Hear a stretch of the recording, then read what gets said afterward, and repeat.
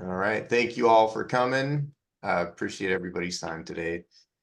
If it's okay, can we do some introductions? Can you tell us who you are, why you decided to be a combat engineer, and what rank you were when redeployed? And we'll just go in the order the same for each time.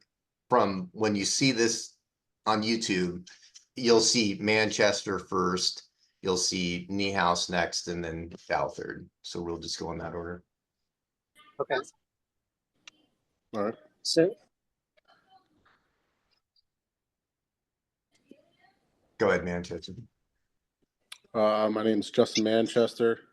I actually didn't want to be a 12 Bravo first. It was my second choice. I didn't have the eyesight to be a fister, which I originally wanted to be. But I got talked into being a combat engineer because they get to blow stuff up, and it was cool. I got to the 22nd right out of basic. I was at E1. I was at the unit for maybe 5 months before we deployed in July of 2011. All right. I am Dan Niehaus. I got to the 22nd when it stood up. I deployed as an E5. I believe I was an E1 when I got to the 22nd, I think. Kind of the same story as Manchester. I got talked into being 12 Bravo by a recruiter because we got to blow stuff up and do cool things.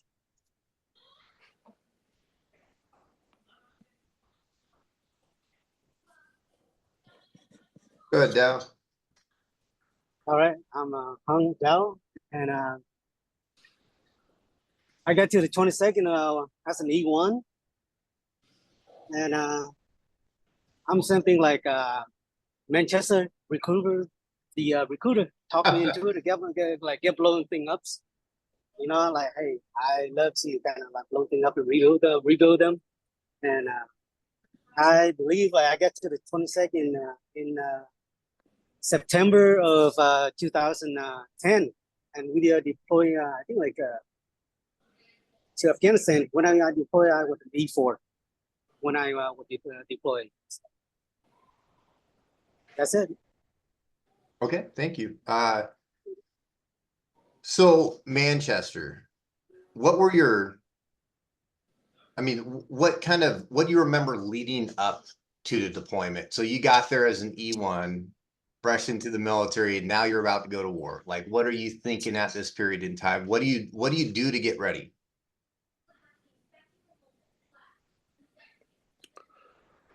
I got back right when you guys got back from NTC, so I was just a dude loading off the duffels off the truck.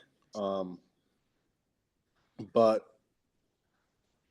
I didn't know what to expect. I had friends that went to Iraq, and their experiences were definitely similar but different to ours. I had a real good friend. He got injured and got medically retired, but it was just I didn't know what to expect. It was nerves. It was being young and full of testosterone and just wanting to be kind of cliche, but American. You wanted to go fight for your country. So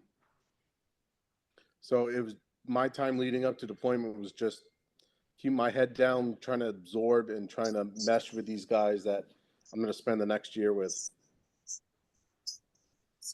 Are you still in touch with that friend that got medically retired? No, I'm probably about 5 or 6 years. I haven't talked to him. Okay.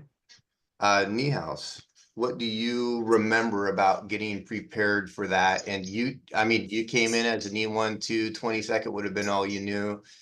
How did you get prepared for something like that? So getting prepared, I mean, there was a large buildup there, obviously, since I was there for so long. We did a lot of stuff. I think some of the things that stood out to me, especially, were a lot of the team building stuff we did in the 22nd. We were definitely very competitive, and everything we did, whether it was a training event or playing football or anything, right? And it was platoon to platoon, squad to squad, and even company to company. Like nobody could touch us, right? We felt, I don't know if it was just the way I thought or it was everybody, but I felt like there was just a very good, like, esprit de corps, if you will, within the unit. Obviously, the training events and everything, it was a lot of work. It was long hours. We did a lot of stuff, but it was a lot of fun. And then, like, leading up, like, I would say the months, weeks before the deployment, obviously being my first deployment, kind of a lot of emotions, things like that, but kind of you were getting to do what we all joined the Army to do, right?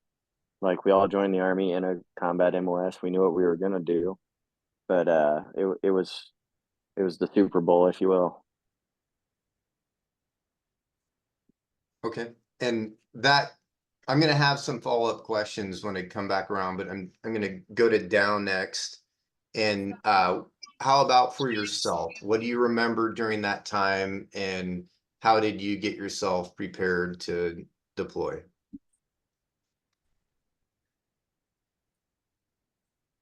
Okay, it's like it's everybody, to be honest. When I get there, I don't know nobody until like we got to platoon. Once like, we got the first initiating, I feel everybody like a brother and sister, and I'm like a second home for me. Okay.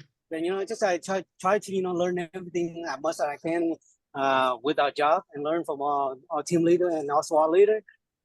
Try to learn as much as I can, like as much as I can, because like I always ready to deploy and go to combat. And I want everybody to go, like for the whole company go, and everybody come home together. No one missing. So I just want to do the right thing on time, and just yeah, that's it. Okay. And so coming back around Manchester, were you in a serious relationship? Did you have kids, anything like that when you're getting prepared? Was that a factor? Did you have to prepare family for this too?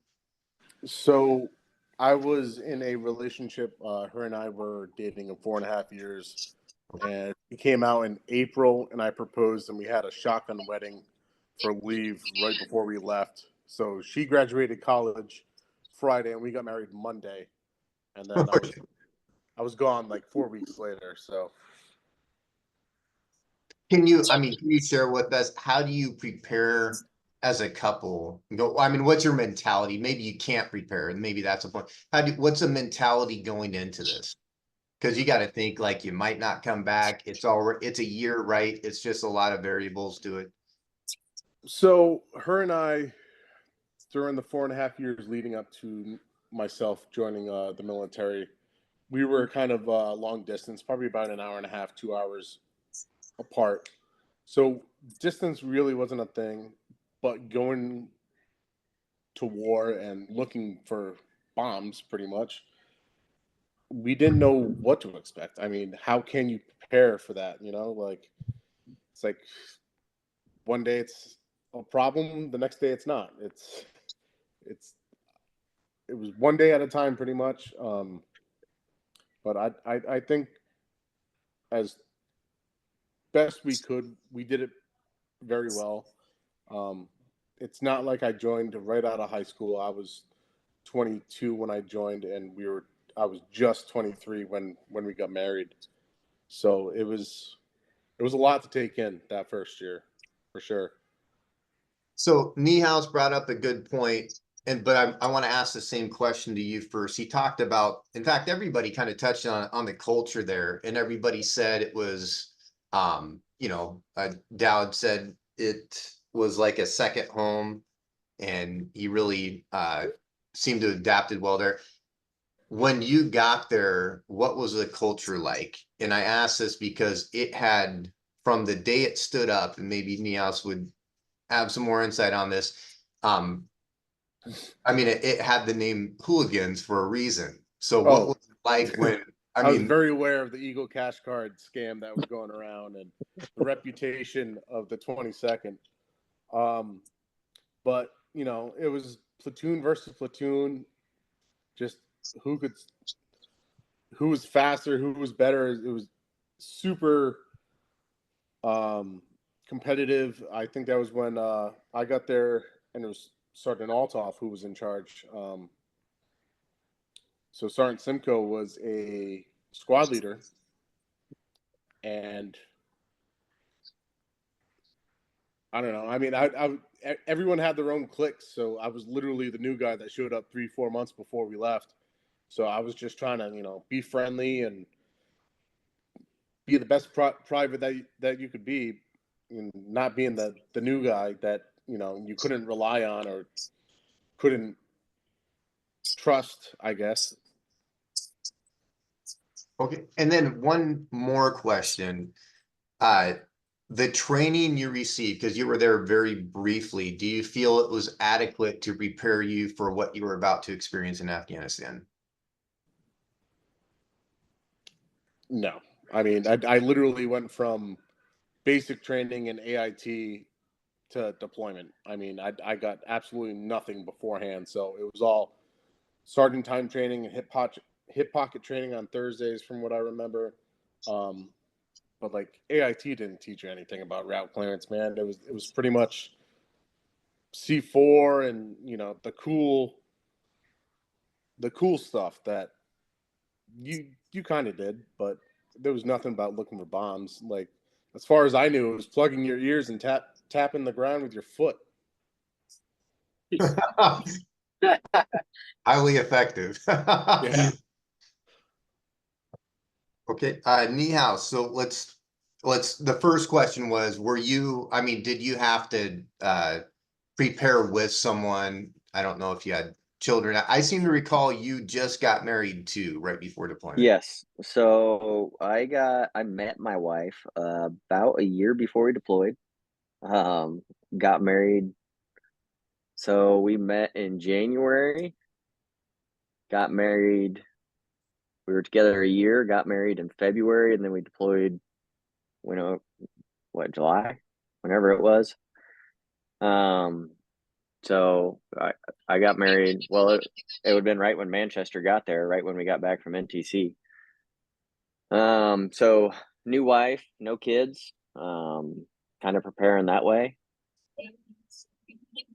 I mean, what did that look like though? What did you two do that you felt like, I mean, or was there a point where you were like, this is how we're gonna get through this? Kind of. I mean, we were still young. We were still figuring out our relationship, really, right? But got a house and got her settled and kind of figured out finances and how that was going to work while I was gone, and paying bills and all that fun stuff. So, it was, we got the down and dirty on, you know, being married real fast. Okay. Then the culture there, can you tell me from your perspective, because you got there and stood it up, what kind of transition did you see in the culture? I would say so. Like, the way the Hooligans was started up was a little, I don't know, different in my opinion. It seemed like in the very beginning, they took kind of the mismatches and everybody and kind of threw us all together, right? Because 14th was just getting back from a deployment. So you already had those companies that had deployed together and stuff like that. And we were all the new guys and guys PCSing in and stuff like that. Because I don't think we ended up with anybody from Rugged's Iraq deployment before that. Maybe Fuller, but it was, and then we all just kind of grew up together, really. And we built this bond, and somehow we became untouchables in our own mind, right? not really sure how it came to be that way, but it just did. We were just super competitive and super tight with each other, and I don't know. Well, I think that's what helped the culture was the competition and being that intense about things. That was Yeah. yeah. And then Dow, coming to you, I got it just real quick that Meow said something, and I'll be quick because it's your time. But that reminded me of a story when oh, actually, I'll save it when you get when you got in Afghanistan. But what happened that day with you all changed a perspective for me too about everything. But let's getting back on track. When you got there, what was the culture like for you? To be honest, the culture like to me like everything seems kind of like more competitive. It's always like because like when I get there, I was 29 and I was single. I wasn't married or wasn't there dating anybody around like at that point. So it's just like the culture wise, just like for me, like before that, I've been working so many different places and deal with different people, different group of people, different atmosphere. So it's get me to the point, I adapted to the army culture pretty quick. Some, there's ups and downs, but to me, it's just always, just like competition from platoon to platoon. That's all. Okay. Do you think that was healthy for the company to have that much competition? Yes, that's really healthy because the more competition we do, it's better because like we train how to do our job. Try to be professional of what we do, and try to encourage each other. Like kind of we try to encourage other battle buddy. Just like hey, you gotta do more. It's just like kind of like I don't know. It's it's hard to explain for me, but I don't want to like cut in or put words in your mouth, but we yeah, kind of held each other we held each other accountable, right? Like if yes, you yes, weren't yes, meeting a certain standard, like hey, right? Because we were yes, so competitive. yes, yes, yes. That's correct. That's the word I'm like I was looking for it. Okay. And I can see you've got your family with you now. What was your family back then? Were you married? You said you're a single guy coming in 29, right? Yes, Okay. So did any of that change prior to deployment? not at all because like I made my mind to join the army because like at that point I don't want to date anybody just in case something worst case scenario happen. I don't want to leave anybody behind. So that's why like I worked many different places. I thought the army is gonna be like the job that I'll be retired. Like do my 20 finish my 20 years out, and I'll be retired maybe more. And I remember like the first day I get to the unit, first one go there is he would ask me what you want, hey private Dow, what you want to be in the army. I say, hey, first one I want to be like you in 20 years from now. And he say, poor rugged. Because Yeah. I take the army really seriously because like my dad, he's a prisoner of war too. And in my family, like I'm the only one who carry my family tradition in the military. So I take a pride and an honor to serve our country for that. Can I ask where was he a prisoner of war and who did he Oh serve? no, like back in the day, like in the Vietnam War, because like the American, and the South Vietnamese, they fight together. And at that time, my dad got captured when my mom, when my mom labored me. That's when they started releasing my dad back home, and he got captured for almost like 2 years. Oh He wow. got beating. Yeah, he looked bad. They're beating him up pretty bad. Okay, so looking at your service, do you feel like you're carrying on like an honored tradition because of that, or how did that did that factor into your decision to serve in the first place? Not really, because like by serving the army, that's something like I want to do when I was little already.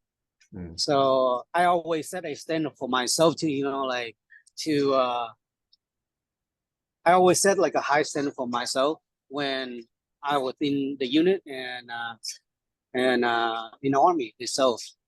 So like I said, I'm proud of what I do. So it's an honor for me to serve our country. So And do you feel the training you got prior to deployment, do you feel that had you prepared for what you were about to experience in Afghanistan? to be honest, it's like kind of not, because like what we experience is it's just like 50% of what we got trained on, but we learn most of the stuff from our team leader, because like luckily we got Nihao there, and I think like we got like Sergeant like I forgot them. It's who young like first name is Talkie Son K. We call him Son K. And just like yeah, like everybody kind of working together and then try teach everybody and like try to do the right things, So Okay, so we're about to jump into talk on Afghanistan, but I just want to establish you were all in the same platoon. So what, you were second platoon or third platoon? third. Third. And were you all in the same squad?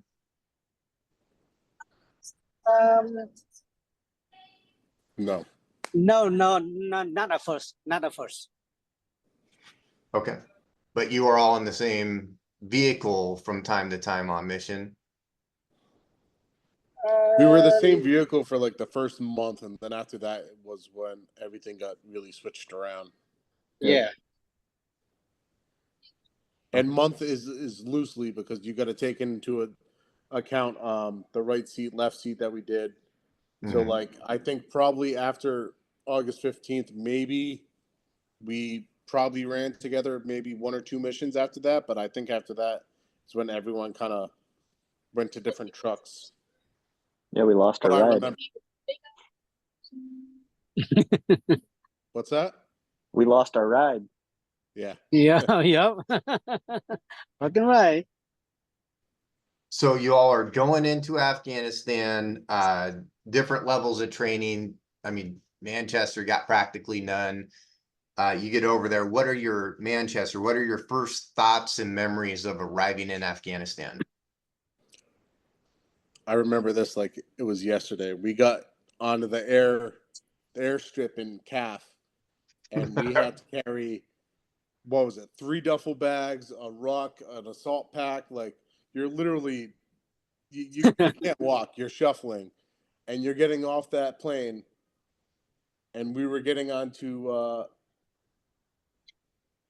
was it a Chinook? It was some kind of helicopter. I forget. It was some Yeah. kind of rotary helicopter, and those jet engines were just blaring down on you, and you're getting slapped in the face with 130-degree weather, and it's just absolutely brutal.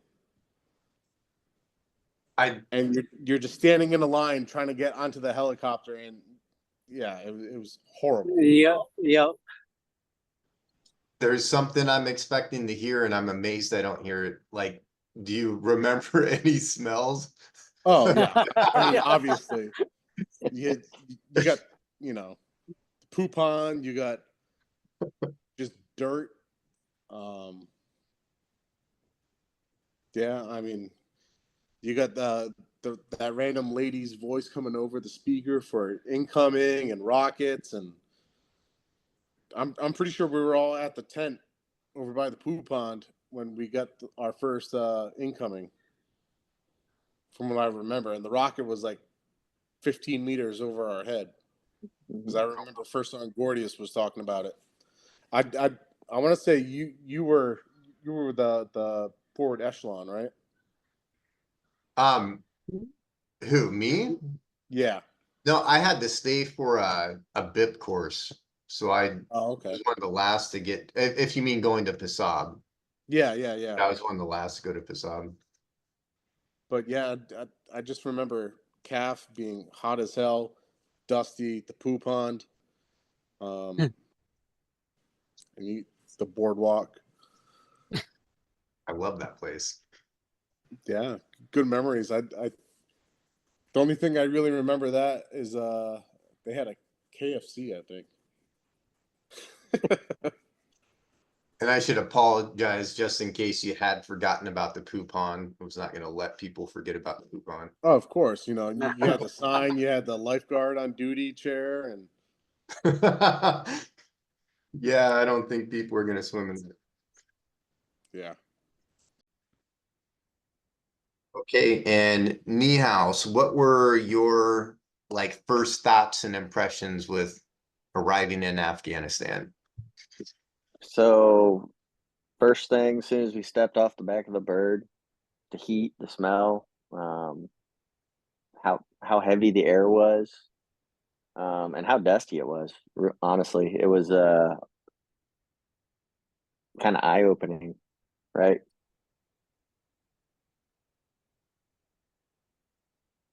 Okay, And anything then, else? Oh, sorry. and then, so like, remember getting a calf and getting off the bird, and then we shuffled over to the tents or whatever, and we had to all do our Afghanistan classes, teach you all about Afghanistan. But I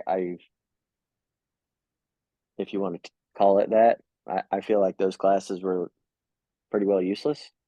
Um, the culture training and all that stuff, like after seeing it and kind of reflecting on what we were taught in those classes, it was kind of a joke. But and then when we went to Pasab, the same thing with Manchester, kind of us walking off the back of that bird or getting on that Chinook, those jet engines blowing in your face, and you're carrying, 4 bags and everything else, just shuffling along, and then landing at Pasab. It wasn't concrete or anything that we landed on. It was a dust airfield and dust blowing everywhere, and everybody's trying to get out, and everything's kind of going on.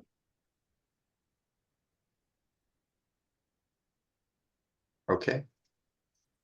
And Dow, what were your first impressions and thoughts arriving in Afghanistan?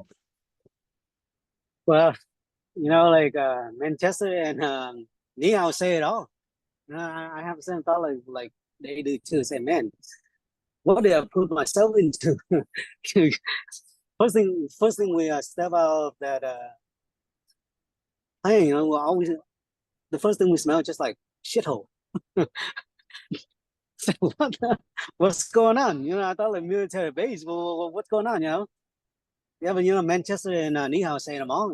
Like I have the same thought and the same feeling like they do. So they will say it. Do you all think just being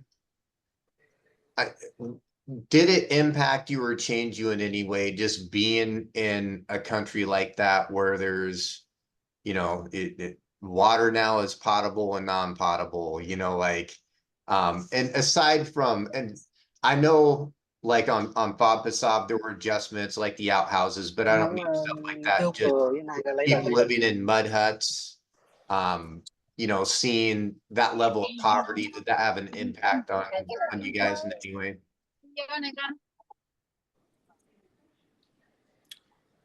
For sure. I mean, I remember being able to, I think it was the Air Force pilots, they let us hop up into the cab while we were crossing over from Kyrgyzstan into Afghanistan. And, you could just see the mountain ranges, and then looking out the helicopters when we were flying to Pasab, and seeing the grape rows and the clots, and just seeing their infrastructure. Mhm. I know for me, it Now they was have a meeting for lot to living. take in. Okay. I didn't know how I felt about it at first, but it was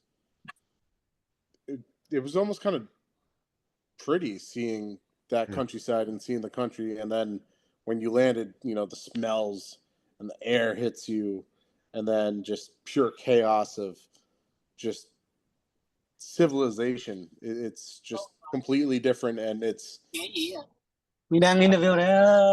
I don't think there's any words that I can put to it. Yeah, kind of the same thing. Like you landed, and even with the smells and stuff, but you still had like the mountain view and everything, and it's kind of pretty, if you will. But after spending a couple weeks there, it was, you know, kind of eye opening. Seeing the different culture and the things that, you know, we don't see here in the United States, right? The struggles that people go through every day just to live. Yeah. I like that summary. Did you have, and sorry, Dow, I think your mic's off right now. Did you have any thoughts on just the adjustments, the scene, that level of poverty? Uh-oh. I guess that's his thought. Yeah. He'll be back. Okay, we'll keep moving on and he can catch up. So we arrived in Afghanistan late June or mid-June. July. Was it Yeah, July? I want to think say we were in. we were like feet down in like July 20th, somewhere around there. Okay. And I could be, well, I'm sure I'm mistaken. I think I'm thinking of probably Kyrgyzstan. Oh, June, you know what? You're right. June of the next year. You're right. Absolutely right. So we weren't even probably Kyrgyzstan at that point. So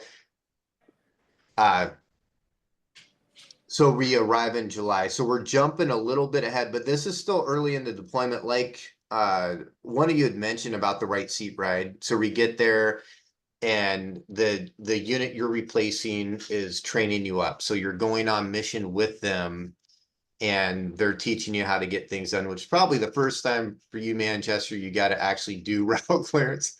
Probably the worst time to do your first like training when it's a mission. But we're jumping ahead a little bit. And we're doing it this way in a group because of this mission. On the August 15th, all of you went out together on a route clearance mission. You were all in the same vehicle. Okay, and I'll start with you, Manchester. What can you tell us about, I mean, what you remember from the mission and what happened that day? So what I remember was, for personally me, that was probably like the first, I think that was like the second week of going out on missions, to be honest, as a gunner. But so we were slotted to do, you know, X amount of clicks that day. I know Victoria was on the list. Stein was supposed to drive. Niehaus was the truck commander. I was the gunner, and that truck was a Crow's truck. So it was an automatic. I forget the abbreviation, but it was pretty much, you know, a remote control, a Call of Duty, a remote control weapon system on top with thermals. I don't know what platform I had on that. It could have been a 240 or a 50 cal. But Dow was supposed to be the dismount of that truck, and you know, we did our mission brief and all that we normally do. And right before we left, Stein said that he didn't feel well. I don't know if it was stomach or something like that.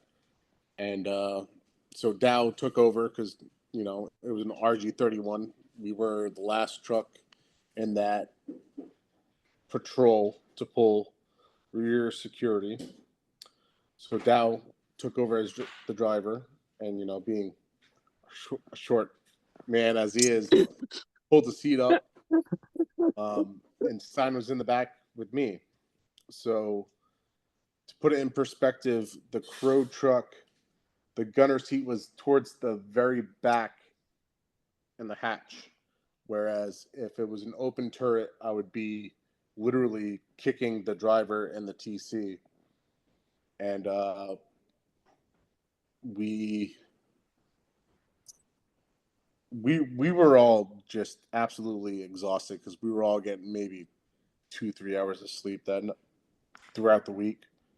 You know, we were new to the AO, so we were extremely cautious and slow. So it was just zombie mode. And from what I remember is we went down Victoria. I forget the name of the cop. We hit that, came back, and we were like halfway.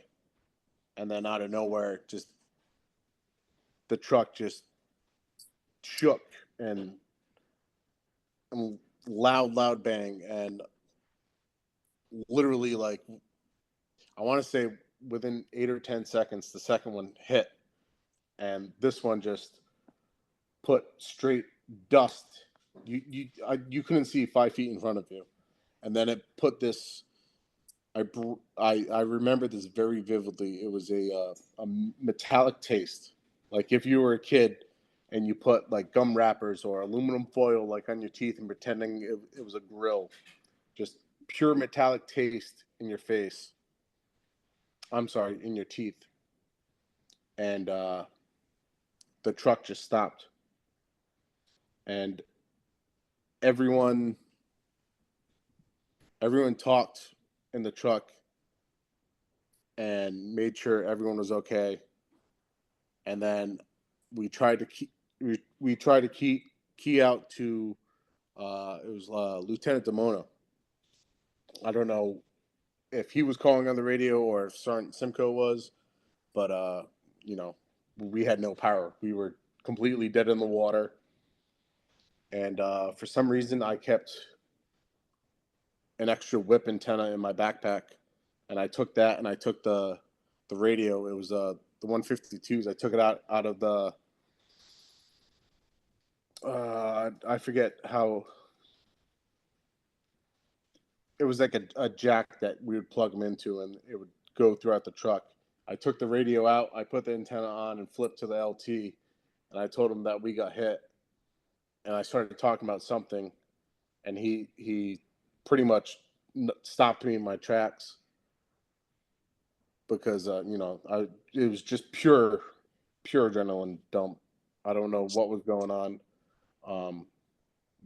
We were all good. We were all talking, and then out of nowhere, Dow said that he felt it was like something warm and wet from what I remember. And I want to say it was his right shoulder blade, right above the right shoulder blade. Left. Left. Yeah. He said that, you know, he got hit, and I remember Niehaus put his arm back there and he pulled it out and it had blood. And I don't know how this happened, but we pulled him into the back, and I want to say me and Stein tried to patch it up as best we could. But the truck could not move. So I think we got pushed to a cop. I forget. And then I remember we had to do a NACE test, and I cheated and I looked at my watch and it was the 15th, and I joked around saying that it was payday, and that's all I remember. And that we were in this, was it Cop Choi? I forget what it was. It was the cop directly halfway in the route, and they asked how far away from a blast we were, and we were all like, a couple feet, and their mind was blown. And then we get back to Basab, and First Sergeant Gordius walked with us, saying how we're all lucky SOBs, and that, you know, Dad was going to be okay. He just had a little boo-boo and he cried. And that's all I briefly remember out of that day. But that taste of metallic, I'd never be able to recreate that or forget about that because it was just straight metallic and dust in your mouth. And just to clarify, was the metallic taste, was that just like the residual from the everything that came up in the vehicle, or was that blood in your mouth? What was that? I don't know. I want to say it was probably from that round. So from what we were told, it was a recoilless round, and it came from our 9 o'clock. The first round hit the toolboxes underneath the door and clipped the fuel line, while the second round hit the door handle and pierced through the back of the driver's seat that your back rests on, and it went right into the AC condenser. So if I was in an open turret, I would have been Lieutenant Dan, and good thing I like ice cream. And then after those 2 rounds hit, we started taking automatic fire, and that driver's side window was just peppered with, I don't know, it was PKM, it was some kind of 7.62 belt fed, but I mean, we were dealing with our own issues inside the truck than outside. So from what I was told from other gunners, my Crow truck, that the gun was just rotating. I don't know what happened, but luckily we all walked away from that. Okay. And we're gonna transition and get the perspective from Niehaus next, but I just want to preface this with, I don't want you to worry about being redundant. It's really important that you just walk us through literally what your experience was and how you recall that. Okay. So pretty much what I thought. I mean, the only thing I can really add to that was, I was happy that I was alive. I was happy that people weren't mutilated and that it was shrapnel, but it was pretty minor compared to what it could have been. We all got lucky, and I want to say that was the first contact that 3rd Platoon received. I forget how that scaled on the company wide, but it was the first that 3rd Platoon got hit. So it was kind of a big kick in the gut, like, hey, we're doing this for real. Like, this ain't training. Okay, and I want to apologize. Your camera cuts in and out, so I might have prematurely talked about Niehaus. I didn't mean to interrupt you. No, I'm sorry if I carried on too long. No, not at all. No, yeah, it's choppy. So with that pause, I do want to ask people about some of the impact, psychological, emotional, all that came with that. But I'm going to do that next, and just transitioning to Niehaus again. It's important everybody says, it's one of the things I've seen when people are doing these interviews is people see things differently, in this event included. Where people were in the route or in the package order is different based on who tells it, and just little details. And I think that's just human psychology. It's fascinating to see. So I really want everybody to share every detail that comes to their memory. So don't worry about what's been said. Just yeah, Niehaus, please share what happened. I mean, go back to what you remember about the mission, what happened that day. So the mission itself, we had just came off a mission, kind of had Manchester had said. We were very slow with our missions, and we had got like 3 or 4 hours of sleep that night. It was nothing. And we were taking 17, 18 hours to do these missions. So very long days, but we rolled out, or we were getting ready to roll out. Stein came to me, said he didn't feel well. Don't remember if it was a stomach thing or what, but didn't feel well. So we made a switch in the trip ticket. Dow moved from being the dismount to the driver. Still in my life, the only person I've ever seen get in an RG31 and slide the seat forward. Yeah, well, that's a story. Yeah. So we roll out. We start hitting some routes, going along. Hit Victoria. Go down to the turnaround point.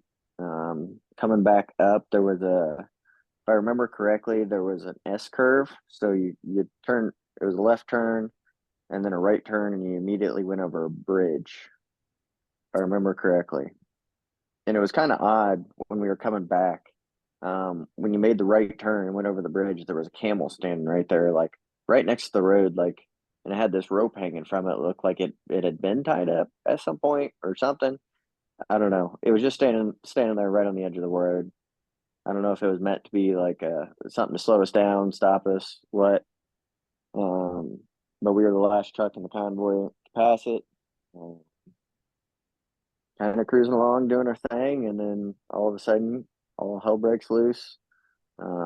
First round hits. Well, heck, at the time, I personally thought it was an IED. Just a loud noise. Until the second one went off. So first round hits, comes through the truck. Kind of the same thing Manchester said with the metallic taste. Not sure if it was something from the air conditioner or the round or what gave that metallic taste. But I definitely vividly remember that as well.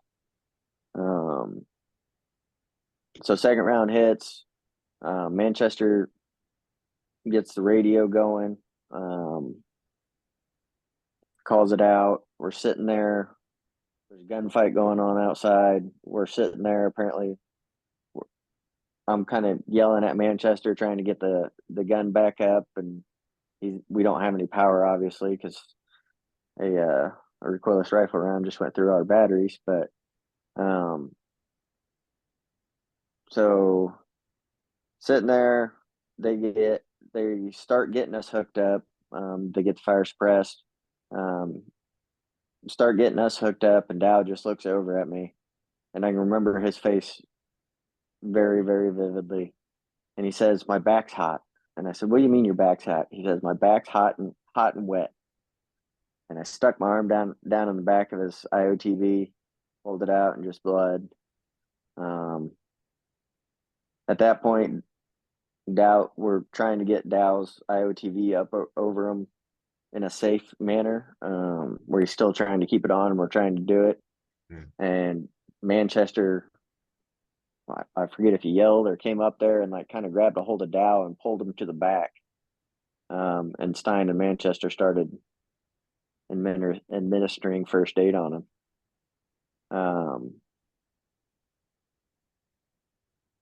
Yeah, it was a wild day. I didn't really it didn't hit me at what had just happened or how lucky we were until we got outside and saw the truck. After they pulled us to that cop and we were able to get out, and seeing the damage to that truck and how it had just penetrated through all that armor. So yeah,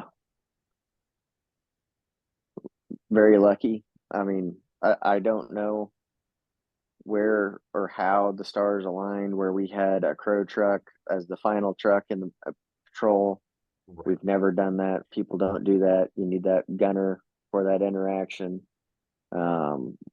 How Dow just happened to be the driver that day, on a last minute change. Just the stars aligned for us that day. How the truck was sitting at the perfect angle where, it wasn't lined up directly where it would have cut, Dow right in half. Or Manchester's feet off if he was an open turret gunner, or, there's a lot going on right there, right in the middle of the RG. So just kind of amazing how lucky we really were. So That truck number was 214, by the way. 214. Yep. Last four. Yep. Last three of the serial number 214. Yep, 214. So it was DD. Okay. Dow. All right. I have the whole story, bro. Yeah, so this is and then I've got some follow-up with you too, but this is pretty exciting. Get us in your head. Tell us about that Okay. day. What do you remember? Yeah, I remember on that mission, right? At that night, because we stay up all night until like almost like 2:30 in the morning, because like the 214, that truck, since our unit get there, the truck has been down. And we've been trying to fix that truck to get up and ready for the mission, because like we kind of short-handed with the truck. And Sergeant Simgo told me he went like the day before. He told me to try to get that truck up and get ready. Hopefully, like we're gonna get ready by 0600. That's when we SP. Then at 2:30, that's when I came in. Me and Sign came in and tell Son Simco, hey, he's on like Son Simco, the truck is ready to go. So okay, go get some rest, and 0600 we SP. At 0600, like we just SP. Then in the middle of the route, like around noontime, like one of the truck broke down in the convoys, so we have to return back to the fob to swap out a different truck. And at that point, like when we get back to the fob, and Stein came up to me and asked me, hey, Dow, can you take over the driver's seat for me? And at that point, I said, man, I'm tired too, because we stand up almost like 3 o'clock in the morning of try to get the truck up and ready to go. But for somehow, my second instinct that saying, what if I'm not switching over like switch with him? What if something happened to Stein? Then I'll be regret for the rest of my life. Wow. Then I just go ahead and take the like I think like 30 minutes before we SB back to finish it up our route. Then I say, okay, I'll take over. Then we call over and say, hey, we switch out the driver. Then as soon I get on to the RG, right, I scoot off my seat. You know what they do? Sonny how call up. He call up. He say, hey, that was scoot off his seat. Everybody laughing, like everybody laughing. Then I say, fuck that. I don't give a shit, because I'm sure, I want to be able to see exactly where I'm going to, because, like we go out and we find bomb and all the stuff. And one more thing, like the original truck, like the 214, it used to have like it doesn't have the crow. We put the crow system on it the day before it. Oh, wow. And yes, the day before we have the crow system on it. So that's when we try to get everything ready for that truck, because I spend so much time on that truck to get up and ready. And on the middle, like I think like in the middle of our mission, I remember like Manchester, he was complaining about, he said he'd rather send on the tourist hatch, instead of to sit on the back and control like the gun, because like giving us such a headaches. Okay, I still remember that. Then like our vehicle is the last vehicle in the convoys, and I remember that route is called South Victoria, and our vehicle, the last one, as soon, because like every vehicle went through that choke point, and as soon that we get there, I have a gut feeling that as soon as I make a turn, I'm gonna get hit. Like by the time we get to that turn, I just lean up just a little bit to try to see where exactly I'm going. That's one hit, boom. Second round, like the first round hit, I thought then we got hit. We saw a big blood, and but somehow in my mind, usually when you get hit, you just push, keep pushing forward, right? In my mind, someone told me to put the gear into a reverse. But I put the gear into the reverse, the second round hit. It hit like the hood. If we keep pushing, the second round gonna hit, it's gonna hit us. It's gonna it might be, everybody got killed in the truck, but for somehow, it's just like I put the truck in reverse by that, and after that, I think like yeah, like Sonny, I would say like at that point, I don't remember. I know it's like LT come back and push us to the next cop over there, and at that point, it's just like our truck is kind of disabled and we can't do nothing. I still remember I look over Sonny, I would say, "Hey, do you have a secret? I want to smoke," and everybody like all four of us pop and smoke. Did you guys remember that? I remember that. Yes, hey, give me a fucking smoke. Yeah, well, okay, like cool, we all smoke, and that's it. That's how I remember. It's just like there's so many things could happen on that day if like if I did not switch out the seat with Stein because Stein taller than me and bigger than me too. We could all be dead. And like the recoil rifle, the fin is still stuck into the freaking AC radiator, like where the gun hasn't extended. But like before that, Menchie what like Manchester would complain about it. But if we don't have the closed system there, like Menchie saying earlier, he could be captain then. They could chop his leg off. Just like there's so many things could happen on that day, but like we all luckily we all came out alive and just minor injury. That's it. That's how I remember it.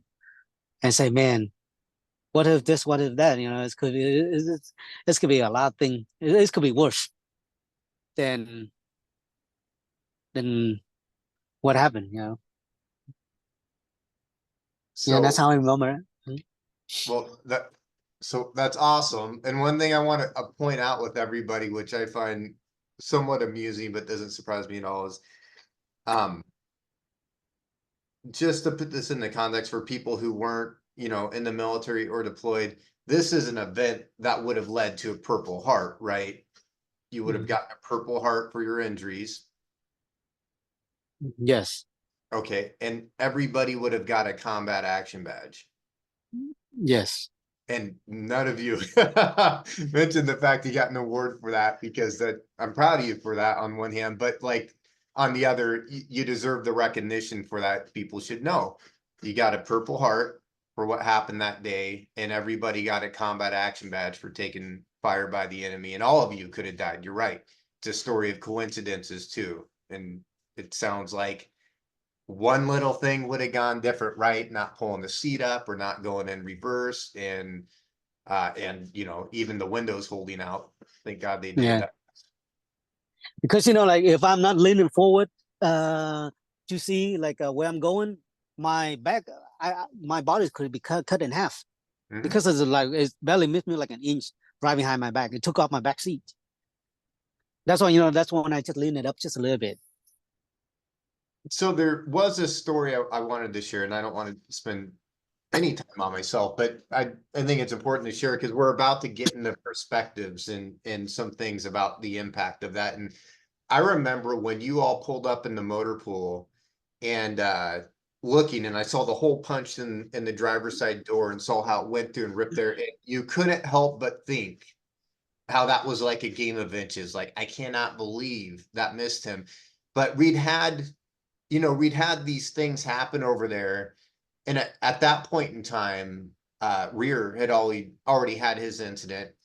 And it just felt like there was going to be some close calls, but everyone was going to make it out. And I don't know if you felt like that, but it was like, how can something like that happen and not be kind of indicative of what's, how this whole thing's going to be? So, a little short on time, we'll have to pause again, but I do want to ask everybody kind of in that perspective, how that might have impacted them, or at that point in time in the deployment, what are you thinking? Because that is such a rare occurrence that everybody went unscathed from that. So let's pause. And then Manchester will lead in with you. If you can, try and get us in your into how that impacted you. What did you think at the time? How did you process that and share with us? Take us down your thought train. So after that day, that was I guess a rude awakening, because it's like, hey, you're finally, you're in the big leagues now. Like this isn't just um. And then throughout this deployment, a lot of times we had our comms blacked out. So, you know, the good old no news is good news had to really hit pretty hard with, I knew what at the time. But I think really looking back now, it's something definitely was over us and helped us, because there was a lot of little things that led up to it that just made it just right that we all walked away.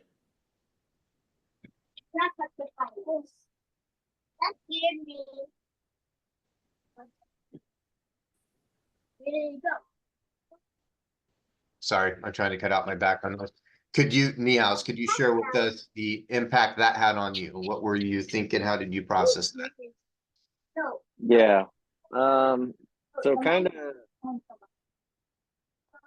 the same as Manchester. Like it was like our second or third mission by ourselves after the left seat, right seat. It was more of a,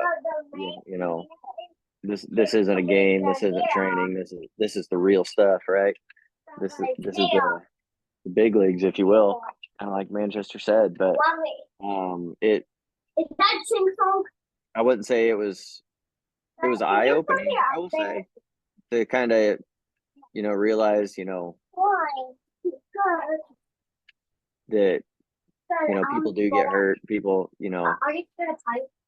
we are in a war, if you will. But at the same time, I was just very thankful for the outcome.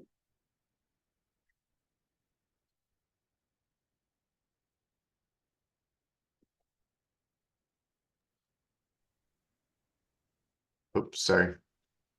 You're good. Trying to get work with Dow. Sorry, Dow, you were muted. Can you unmute, please? Okay. And there's a lot of background noise coming from your phone. Oh, okay. Never mind. Because okay. Sorry. Let me move to a different area.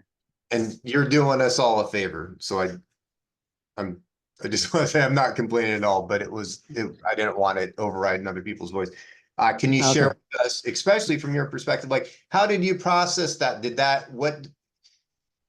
Your story described a lot of coincidences, and you also were talking about how I just had this feeling, normally you push through, I decided to go in reverse. Like, how did you interpret that? Was there spiritual meaning to it? Like, how did you process, what did all that mean to you?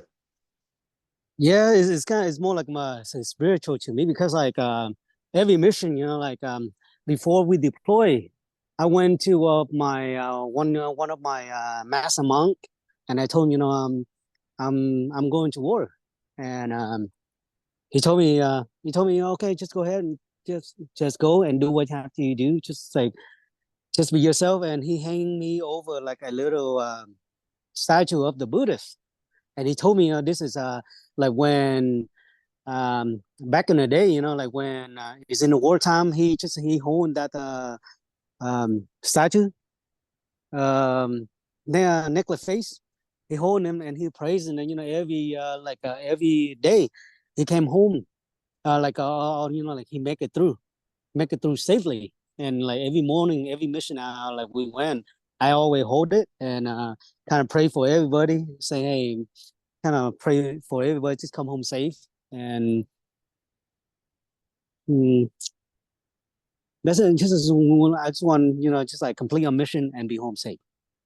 That's all. And exactly on that day, like I took that day as like more like a motivation for me, because like there's somebody look up for us.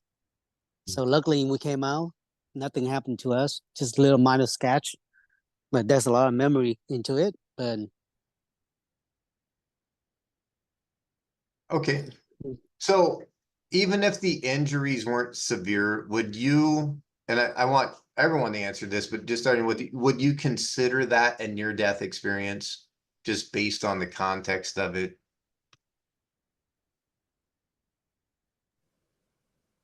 Mm,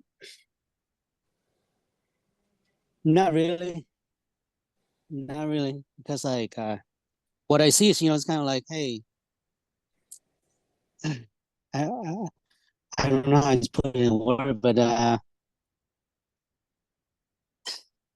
just give me a moment, give me a moment. Okay, I mean, we'll come back to you then. Manchester, how do you feel about that? Yes and no. Yes, it was eye opening, but it was literally just how I see it. It was a chapter in that book at that time. Okay. Okay, yes. So kind of the same. At the time, it was like a close call, right? I wouldn't call it a near death experience, but I feel like over our deployment, it became, in my mind at least, kind of minimized, just because of the level or the amount of incidents that were happening. Because by the end of the deployment, it was like, oh yeah, I remember that day I got hit by a recoilless rifle. It was like no big deal, right? So, but definitely, that day it was like eye opening. Like, we're not here to play. Yep. I'm glad you said what you said, and I actually want to circle back to towards the end how kind of the same question about like how the accumulation of things, how that impacted you. But Dal, do you feel like you have a response for that? You looked like you were on the fence with how you wanted to answer that. Yeah, because like I see I see that day is kind of like a day that I was reborn. So like since after that day, every year I have two birthdays. I told my kids, I always tell them about the stories. I told my kids, I have two birthdays. Uh, July 22nd and August 15th. August 15th is that the day of I reborn. Okay. So I celebrate that day, both of it. So That's a good way to process that. And I imagine yeah. that probably gives you a healthy perspective, and there's something to finding perspectives that work for you, right? Mhm. Yes. Okay. So Manchester, we're gonna dig a little bit. And I guess you're up in the batter's box. And I mean, the question is, were there other missions that were distinct to you? And just whatever you can share with that. What else comes to mind? What other big missions? I think the two big missions that really really impacted me. I wouldn't say over that deployment, but probably over life was I forget the actual date. I know it was in June. Um, so the incident with Parker in second platoon that hit pretty hard. I went on leave with Parker, so I grew a pretty good relationship with him. Great dude, and I still have to say this to this day. Even with the stuff that he went through, he is still the same person, and it's unbelievable. I've seen him a couple years ago at Flaherty's wedding, and it's just awesome how someone can overcome that and still be the same person internally. Um, but anyway, that day, third platoon was slotted for that mission. Um, we were we were supposed to do that mission, and for some reason we got pulled from that. I don't know if that was because of Lieutenant NJ or Sergeant Simcoe or way above my pay grade, but that was supposed to be us. I remember seeing the medevac, dust off going to that site from Passab and seeing that, and that it's gut wrenching, man. Like how can you say that about someone who's supposed to be the medic? He's supposed to be able to fix everyone, and he's the one that got tore up and fucked up, and it's just nuts. And I want to say he just turned 21 or 22 or early 20s, literally a month or two before that. So that was one of the huge things that really hit me.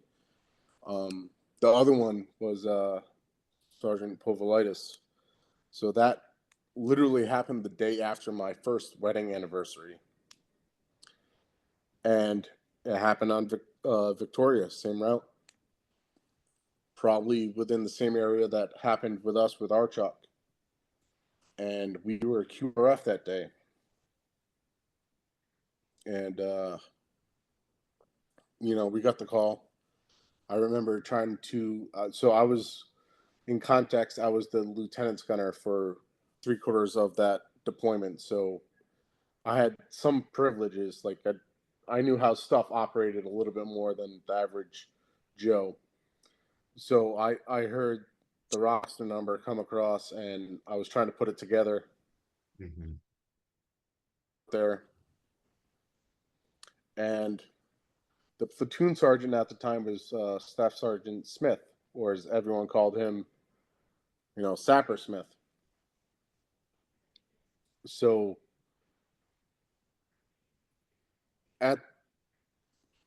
during this time, if you had a Sapper tab, you were badass. You were the epitome of 12 Bravo. You were a god among non-tabbed people. And I remember we pulled up on scene and just seeing him with no weapon, no nothing, just completely covered in blood, his whole vest completely covered in blood and completely out of it. I can't explain it. I see it in my mind, but I can't put words to it. Just seeing this badass dude completely disheveled, disconnected, weeping, crying, and just walking up to our trucks with nothing in his hands in the middle of, the battlefield on this route that just killed someone. And to putting into context about Sergeant P, how it was him, and it was just, this dude was a beast.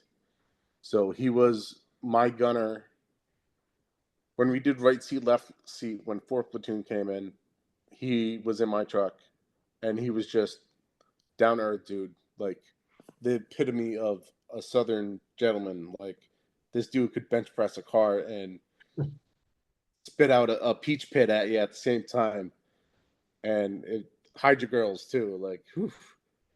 But just seeing Sergeant Smith like that, it does something to you. So that was a huge staple that I still remember to this day. And then probably another mission was, I want to say it was in February. I'm sorry that I'm jumping around, but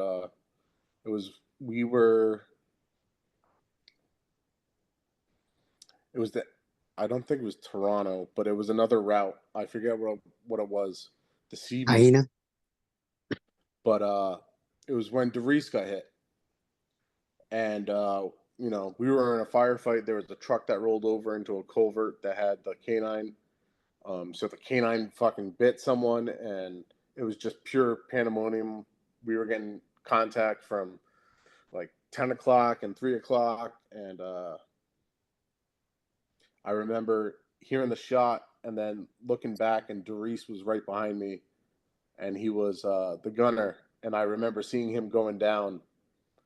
And what really hit me the most was that he slept next to me for the whole deployment. And, thankfully he was okay. I want to say he lost part of his thumb and part of his I forget the first finger, but and he got a pretty cool Joker scar across his cheek. But I just remember cleaning that truck and wiping his blood and packing his tough boxes to send home to him. It absolutely broke me. I went home for a wedding for R&R for the 2 weeks, like a week after that, and it's still in my mind.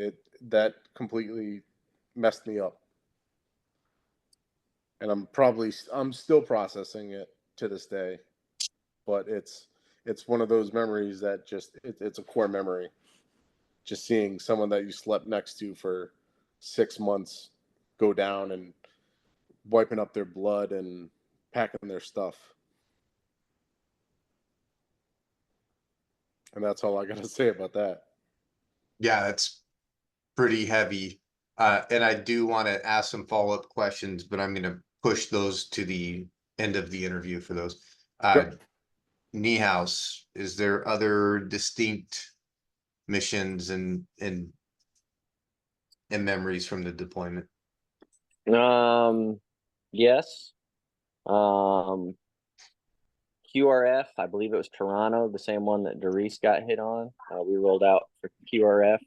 It was when Grody and those guys got hit. I was lead truck or second truck, don't remember. I think I was lead truck. I'm pretty sure Hallberg was on R&R or something.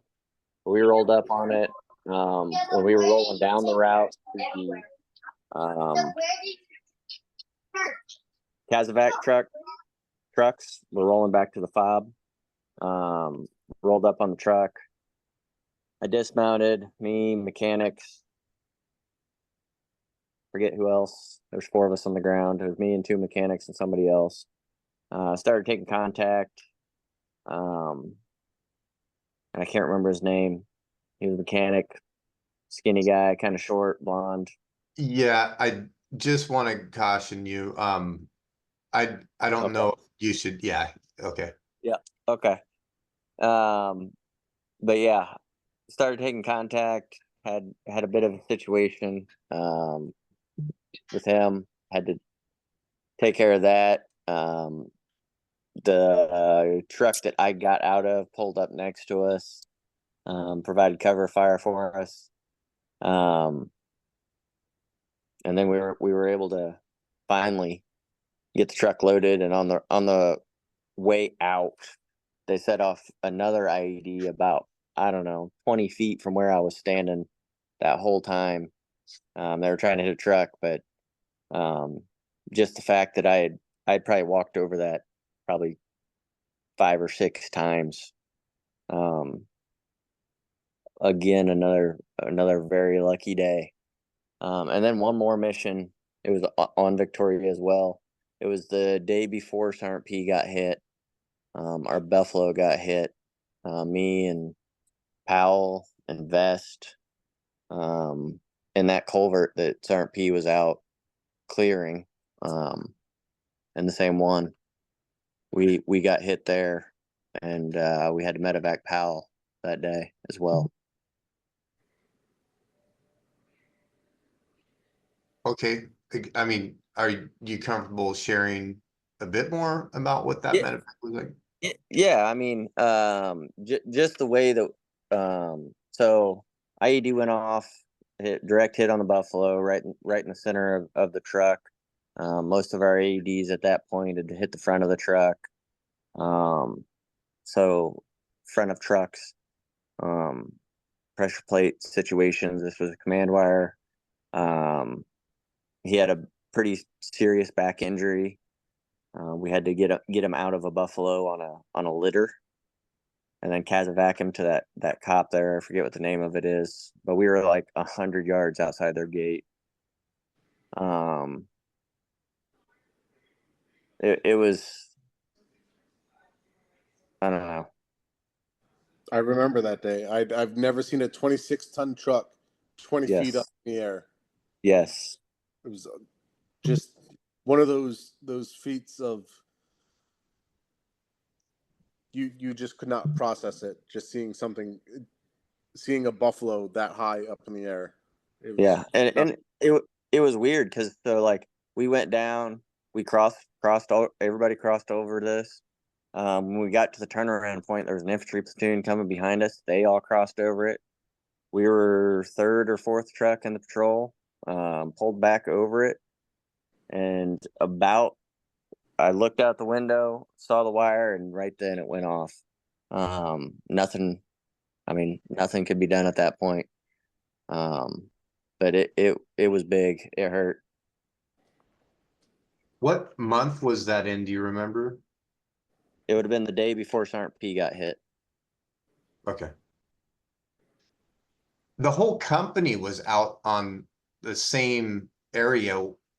Weren't we all doing like several days of missions clearing for new? Okay. Yep. Because they Okay. were going to push down past that cop. Is that when they cut the what was that, Ashley or whatever? Where Yeah, Juan hit all them? from Red Stripe to not Red Stripe, Toronto to the end of Victoria. Yeah, that's what it was. So I'm getting a good sense of why those missions would have been bad, but I'm not getting a good sense of how it impacted you. I would say impact wise, I don't know. It's something you think about on a daily basis. It's something that never really leaves your mind, if you will. It's something that's kind of just always there, right? It's like a parasite on you almost. You never fully process it. You're always thinking what if, or what would have been if this would have been different. This wouldn't have happened, or this would have happened, things like that.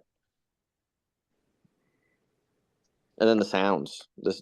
I don't know if anybody else does it, but like just that sound of getting hit by an IED. I think that was like my fourth one at that point. It never leaves you. It's like when you jump awake at night, like that's the sound. I don't know. I never thought of it like that before, but once you said it, I was, yeah. Yeah. I don't know if we're gonna get Dal back, and I will be sure he gets time to answer all the same things too, though, because I don't want him to miss out on sharing his story.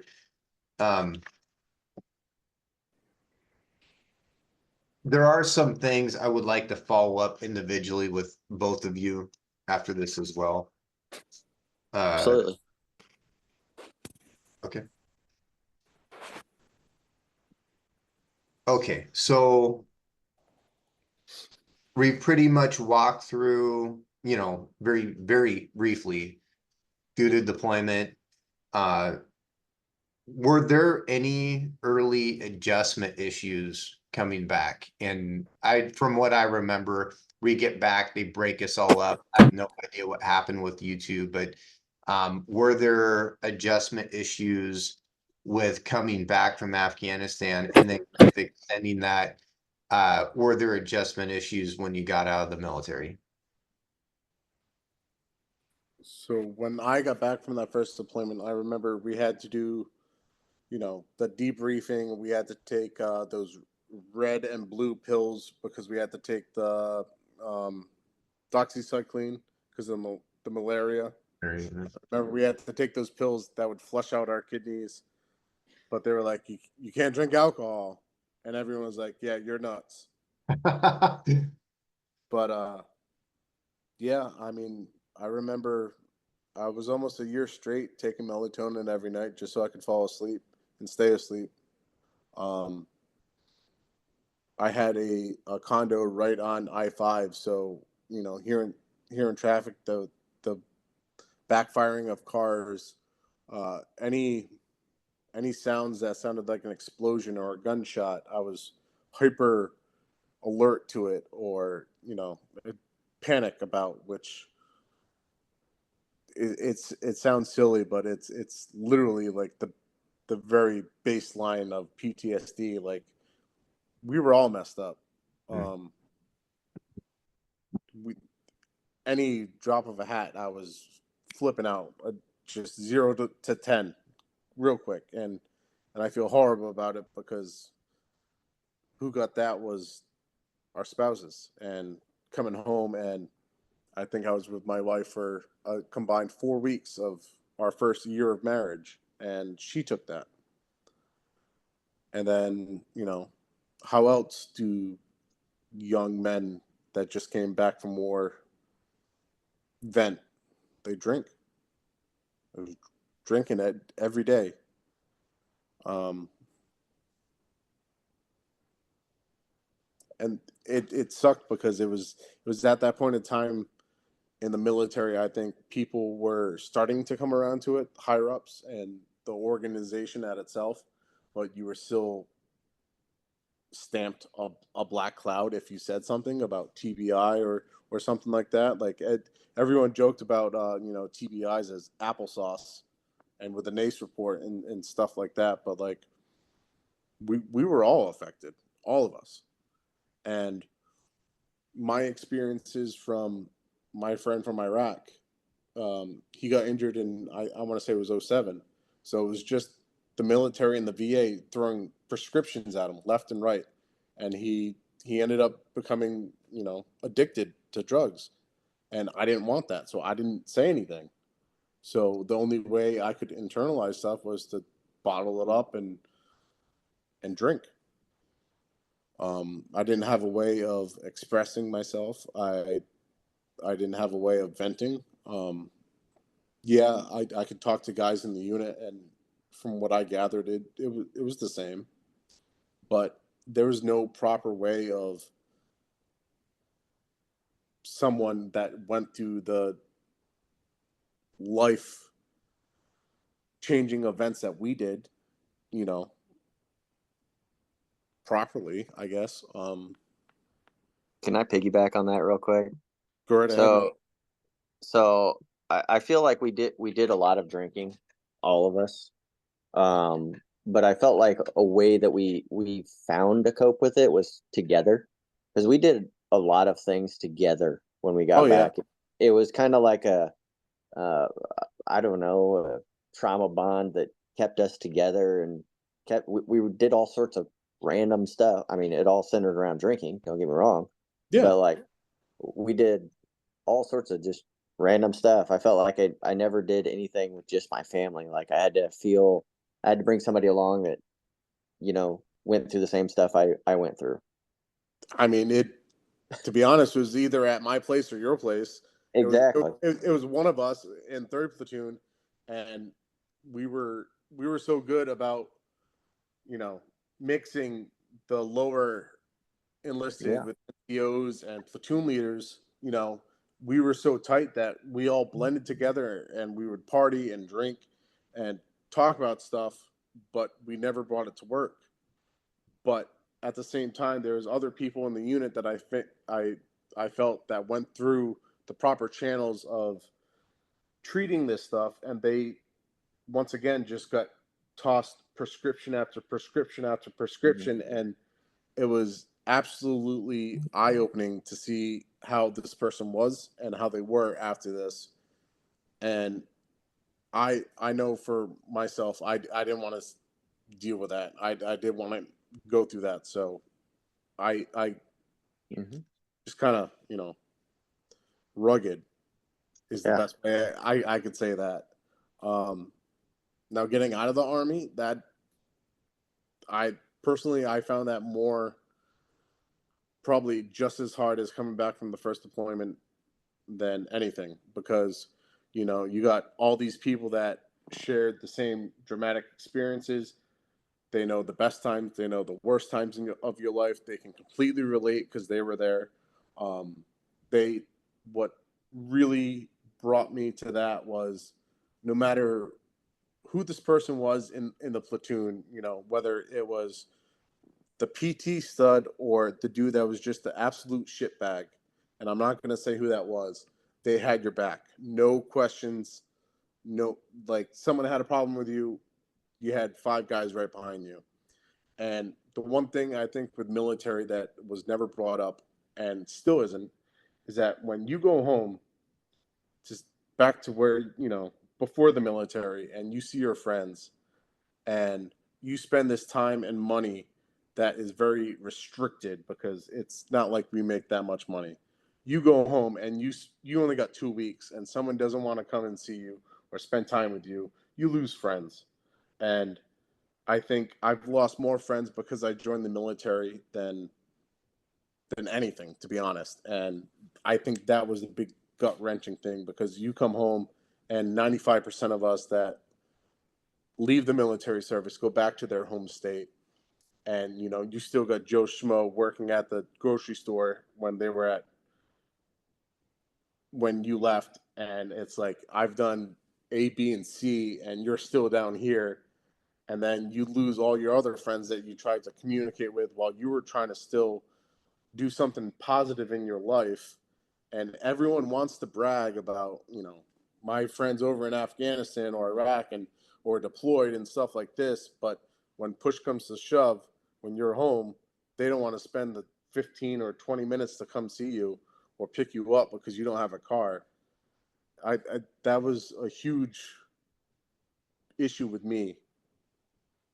And just going from the support to nothing, to just relying on yourself and trying to restart again at whatever age that you are when you get out. Like, I don't know how these guys are doing it when they get out at 40 after 20, 30 years. And it's like, you're completely restarting in society, because at the end of the day, you could be Sapper tabbed or Ranger tab and X, Y, and Z. And at the end of the day, when you're doing a civilian job, no one gives a shit about that because it means absolutely nothing to them.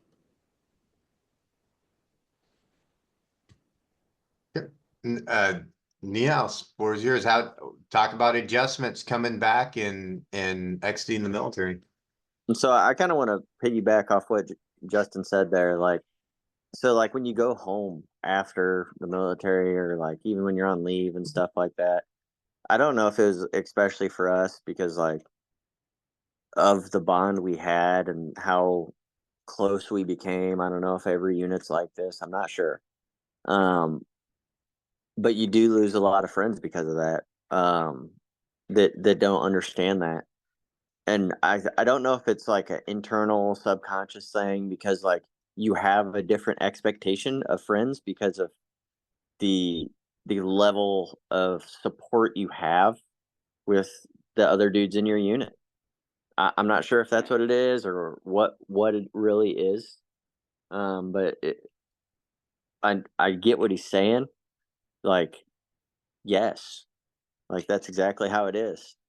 I've lost tons of friends. Heck, I don't even hang out with any of my friends I had before the Army at this point. One of them, and it's just because you have a different expectation, I think, or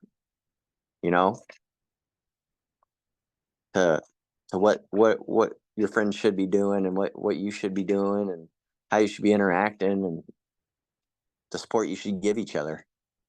But first coming home adjustment, kind of how Manchester said, a lot of drinking, a lot of partying. We did a lot of stuff together. I don't know if anybody ever actually took the time to rebond with their family, if you will.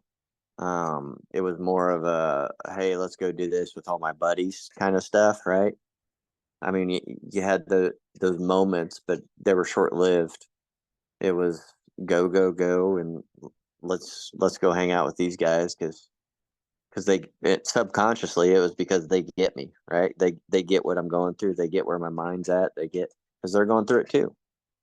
And then getting out of the military, just realizing the different,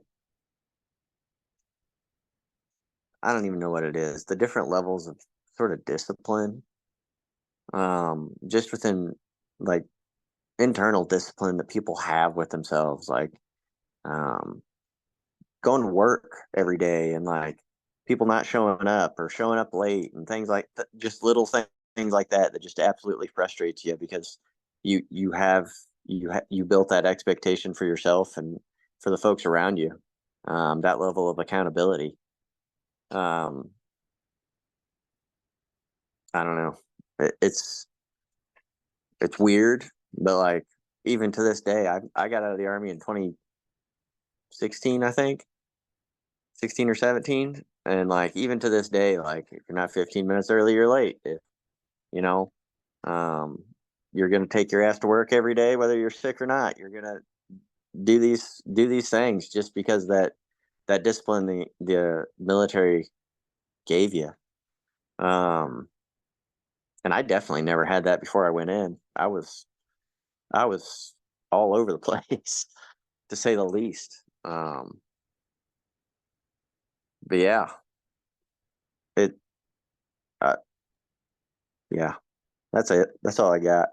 Okay, and I think I'm gonna, if it's okay with you, I'll do things a little different. There is more to talk about, but rather than go through the logistics of a whole nother recording, I think we'll wrap this up. And if you two wouldn't mind staying on, and I could do some follow-up stuff with you. And Yeah. that said, I mean, it is what it is. There's 3 minutes on any final thoughts you'd want to share? I'm gonna ask you both a whole bunch of stuff, but is there anything you'd want to say in conclusion? I think with me,